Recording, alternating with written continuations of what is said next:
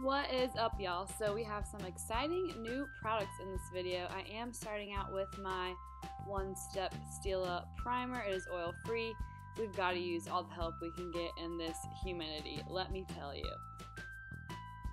And then we're going in with the new Covergirl TrueBlend Matte Liquid Foundation. Y'all, this is it. This is it. This and the L'Oreal Pro Matte Foundation are my two favorite drugstore foundations of all time. This one is cheaper than the L'Oreal Pro Matte Foundation though, which is always ideal, but it lasts really well throughout the workday on my oily skin, so I am loving it. Now I'm going with the Catrice Camouflage High Coverage Concealer. I got this at Ulta. I believe it was $5.99, and this stuff is awesome. Now I love the Maybelline Face Studio Master Conceal from the drugstore. I would say that is much thicker and much less watery compared to this one. This one has more of a watery consistency, but it's still very high coverage. So I am loving it because I like that it is a wand applicator, whereas the Maybelline one that I like isn't. And I always forget how much more having the wand applicator makes it so much less messy. Alright y'all, do not copy me during this part. I repeat, do not copy what I am doing here, because I'm using the L'Oreal Infallible Pro Contour Palette, and I'm taking the highlight shade and putting it under my eyes.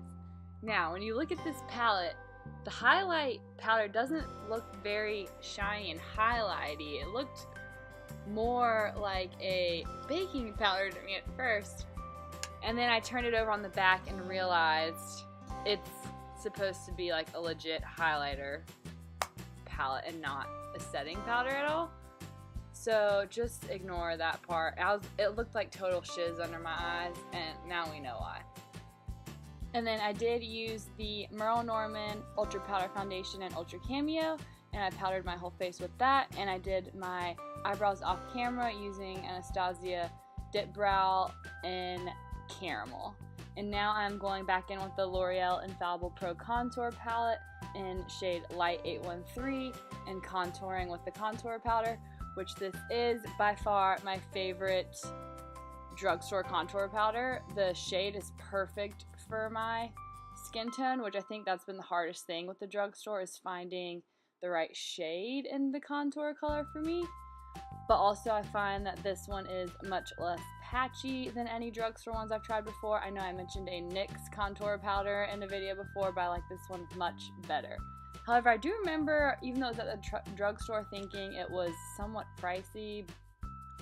I want to say it was around $15.99, which if I was to just buy a refill for my Anastasia contour kit and the one shade that I like the most, I want to say that's around $12 or $13, so that's something to keep in mind. And the amount of product you're getting in the drugstore L'Oreal one is not a large amount. It's not much more than you would get in a refill. So now I'm going in with the L'Oreal True Match Lumi Bronze It Bronzer in Light, and I am so happy because I've finally found another drugstore bronzer that I love aside from the Physicians Formula one. Let me tell you, this one is just amazing. You get a lot of product, and finally something besides just the Physicians Formula. It's not sparkly, it's not shiny, it's not orange. It's just, it's all around a great thing. Now I'm going in with the Wet n Wild Baked Blush in Hummingbird Hype. I was pleasantly surprised by this blush. I liked it more than I thought I would. It does have a slight sheen to it, but overall I thought it was a pretty color.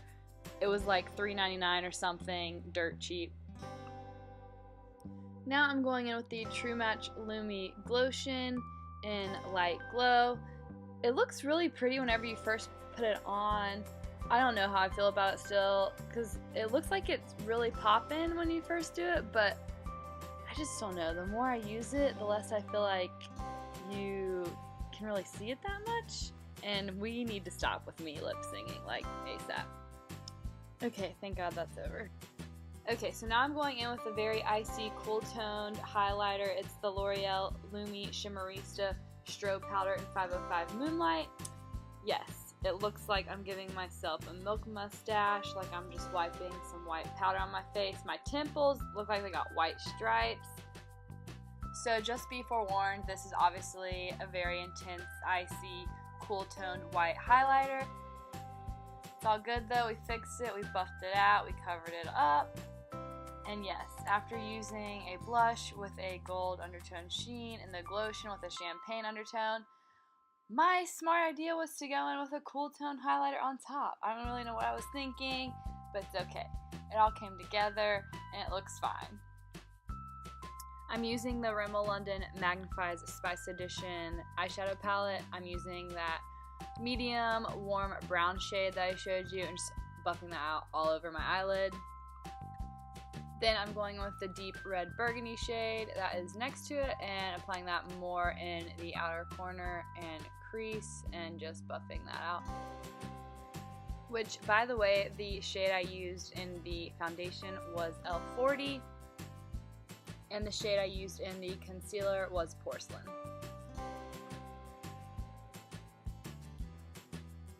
Then I'm going in with the shimmery sheen red shade, which you can't really see like the sheen on it in the palette on camera. And I'm placing that on my outer eyelid, and then I'm taking the shade next to it, which looks like it's a little lighter, more like pink peachy, and placing that next to it. But then once I place it next to it, I realized they literally look the exact same. So then, as you can see there, I took the two warm medium shades in the palette and I'm just buffing them out underneath my waterline.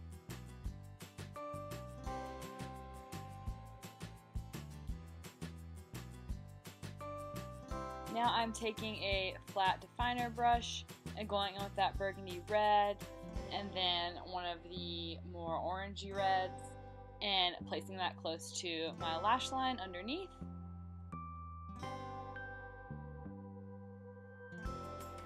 And now I'm going in with the warmer, lighter brown and just fanning it out with a fluffier brush.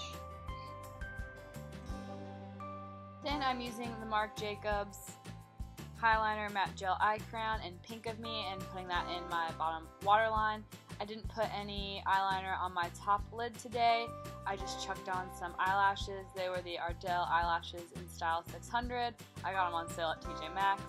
And obviously I did my hair off camera, did my lashes off camera, and now I'm going back in with that Shimmerista highlighting strobe powder in the 505 Moonlight Glow, and I'm putting that in my inner corner. Y'all, this gets your inner corner poppin'. Look at that. Like, this is my go-to brow highlight powder, inner corner highlight powder now. You gotta be careful with it. It's easier if you put it on the back of your hand and then just kind of scoop it up off the back of your hand. Otherwise, you'll just be getting powder everywhere. And nobody got time for that. My thoughts on the eyeshadow palette is the blendability is so-so. The shimmery sheen colors don't really pop. And quite frankly, most of the colors end up looking the same on your eyelid. But would I buy this palette for myself? Yes, I would, because this is the exact kind of palette that I would use for work. Just chuck on a warm tone brown, chuck on a darker red in the crease, and I'm at work, you know? Am I trying to do any crazy artistic looks with it? No. But does it also have pretty colors I can wear for going out on the weekends? Yes, it does. And honestly, I mean, the price point is just dirt cheap compared to your $50 Urban Decay ones. So for me, it's worth it. But if you're a skilled artiste, maybe not. So I added more of that strobing powder to my cheeks. Now I'm going in with more of a Makeup Geek blush. I just feel like the Wet n Wild one was just not coming through enough for me. I needed something darker. And then I'm using the Merle Norman lipstick in Baby Doll and the lip liner in Roses. And that is it. So thank you guys for watching, and I will see you next time.